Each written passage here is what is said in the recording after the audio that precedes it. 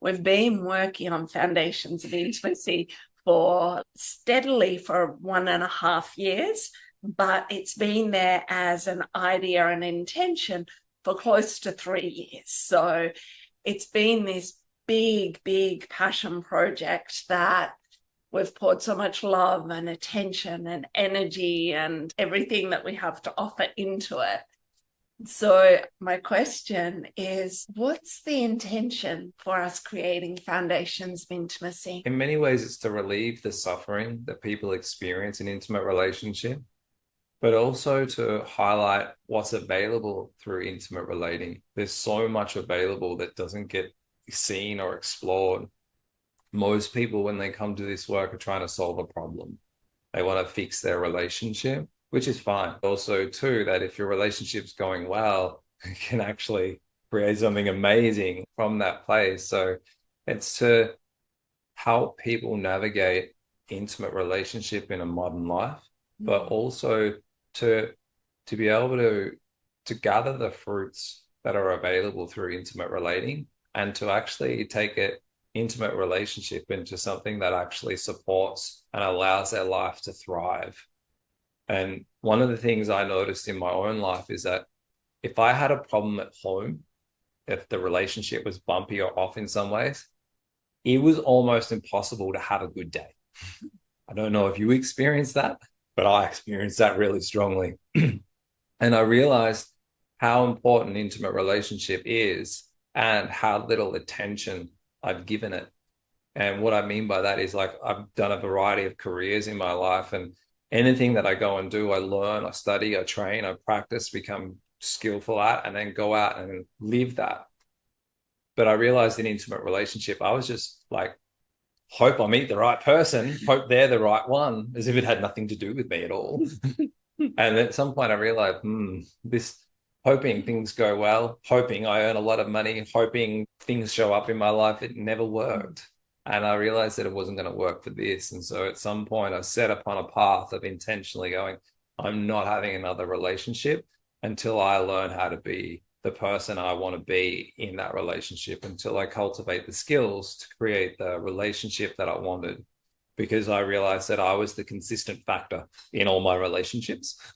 And as disappointing as that realization was, it also set me down this path. And so there's so much to say. I don't know how to capture it all in a moment. There's so much richness and beauty and love available in intimate relating, and life looks better through that lens to me than any other that I've experienced. Beautiful, beautiful. I love that. And one of the things that we often say about our work is that we're supporting people to create more love in the world. It's like who Rod and I are committed to being, is to being in such a way that we're creating more love in the world, and then we support the people around us to create more love. There's that sense of being human can be very messy and challenging, and we often end up with lots of, I know I've lived with so many contractions and inhibitions and closures around love, and kind of hoping that somebody could just magically help me to unravel that. But of course, it required my willingness to face those closures, my willingness to go inside and breathe and feel and explore through the contractions. So it required my willingness to creating more love, as well as being able to share that journey with you. Would you like to add to that, to say more about this journey of creating more love in the world? Yeah, I can for sure. What I've noticed in me is that when I practice being more loving, I experience more love, like all around me, like from, the people I interact with, that just even the person I want a coffee from or go to the supermarket. If I feel loving and I'm acting from that place of love, like my behavior emerges through that, I find it totally transforms all the relationships that I have, not just our relationship, but every interaction I have with another person is different if I'm actually embodying and living that part of me that loves. And it takes what's cultivated in the intimacy or the relationship and then sort of beams that out into the world. Mm, beautiful. I have another question for you. You referenced before about the challenges in modern relationships. Can you tease out what you see as some of those challenges? Yeah, yeah, that's a huge question. I think like some of the challenges I see is in men constantly craving freedom, which feels like their partner that they don't want to be there, which isn't true. Men experience intimate relationship very differently to women. That's one thing that I see there. And I see for women, they're longing for love connection. They're longing to be with their intimate partner, but to actually feel their desire for them and to be their desire for the relationship. Mm-hmm. And I think one of the things that puts the most pressure on that is time, trying to work, trying to survive, trying to live in a modern world. Our attention's pulled in so many directions. We really need a healthy relationship to the word no to actually come back to what's most important. For men, purpose is very, very important, but so is their family and their relationships. For women, love, relationships, very, very important, as well as whatever purpose they have for creating in the world. And so social things that have to be here, have to do this, have to do that, can create so much pressure on people that when they're, as a human, like if I'm stretched thin and I have attention everywhere and I show up to my relationship with my attention just everywhere else but on the relationship, I have nothing to offer. And I find that having nothing left to offer the people that are most important in my life is devastating to me, but also for them. I think that the stretching of people's priorities and time puts so much burden on intimate relationship, it's almost impossible for it to thrive. Because if we're only giving our love and our relationship and our family members the tiny breadcrumbs that we have left over from everything else we've done, then we're only feeding our relationship breadcrumbs and it's not enough for it to thrive. And so in many ways, it needs to shift as a priority, the family time, the intimate relationship, depending on the person's dynamic. But when that starts to get chosen and made more important than someone's birthday, someone this, someone that, when that becomes more important, then straight away it's more valuable. Once it's treated as more valuable, it is more valuable. Yes. And so that just that dynamic in itself will help shift some of the challenges within modern relating. Beautiful, beautiful. And how do you see the shifting of traditional roles towards men and women having this sense of being equal in the world? How does that impact relationships? Massively. I think it's done really unskillfully. There's massive differences between men and women. And the striving for equality to me has been more like assimilation, trying to make each other the same. I think true equality is loving the differences, honoring the differences. You have different values, needs, and wants to what I do.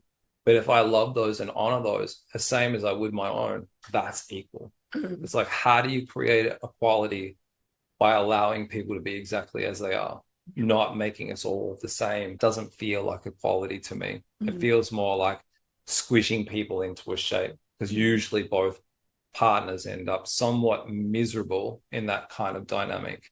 Whereas if people are loved and celebrated for who they actually are, that creates more love. That feels more like equality, despite the, obvious differences. But it's only through loving the differences that I can find any kind of equality or equilibrium within relational dynamics. Yeah, which is a big part of what we're offering people, that understanding of what the differences are and to create space for the differences. It's very much about the embodiment of being able to live that experience from the inside out. A friend gave me this gorgeous analogy yesterday, which comes from Buddhism, where there's 3 prajnas that they recognize, and it ties in really beautifully with our work around embodiment. So if we take an apple, when you first see an apple, the first prajna would be, oh, yes, it's an apple. It's red, it's round, it's quite firm to the touch. I know it's an apple. Then the second level of prajna is about the taste. So like we taste it and it's like, oh, juice is running down the back of my neck. I can taste the apple. I can taste its sweetness and goodness. I'm salivating. Sorry. And then the third prajna is when we digest the apple, and that nutrition supports our system, supports our health, and we can feel that it's doing good for us. So this is really the journey we're taking you on inside of the program. It's like there's the knowledge, but then through the practices, you get to taste it. But then with time, it becomes yours through the practices, the knowledge, the teaching, the wisdom becomes yours, and it's nutrients that feed your body. So we've created it over the 6 months. So there is that sense of you being able to marinate. It's not just that you have a one-off experience and high from tasting something. You marinate for 6 months in the teachings, the practices, the combination of the work, as well as coming together with us and the group of people journeying it once a month. So multi-layered support. So it is really digested and integrated. Feeling into my heart, I know that... You're allowed to cry. I can feel it. Don't stop yourself from crying. They're your feelings.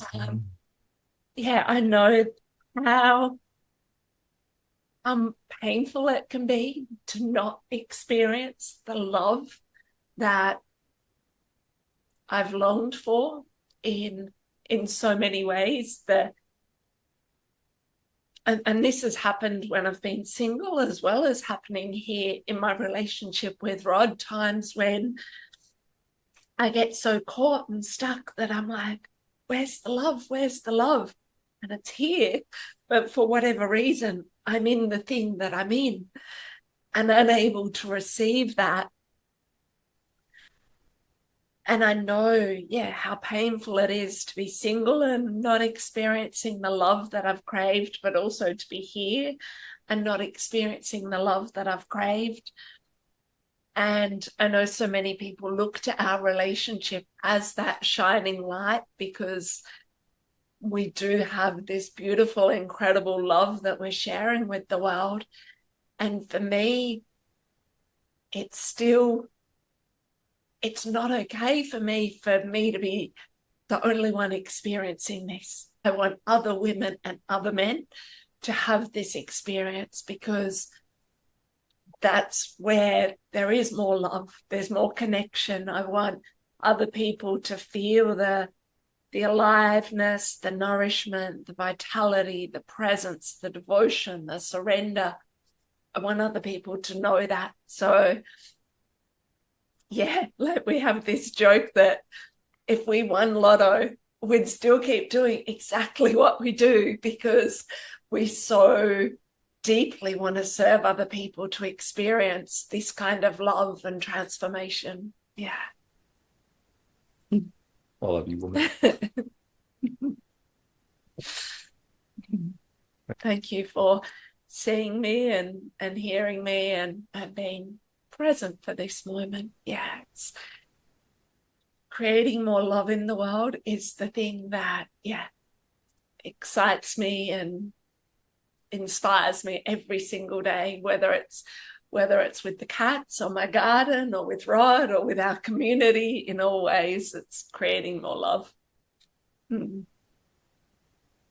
Beautiful.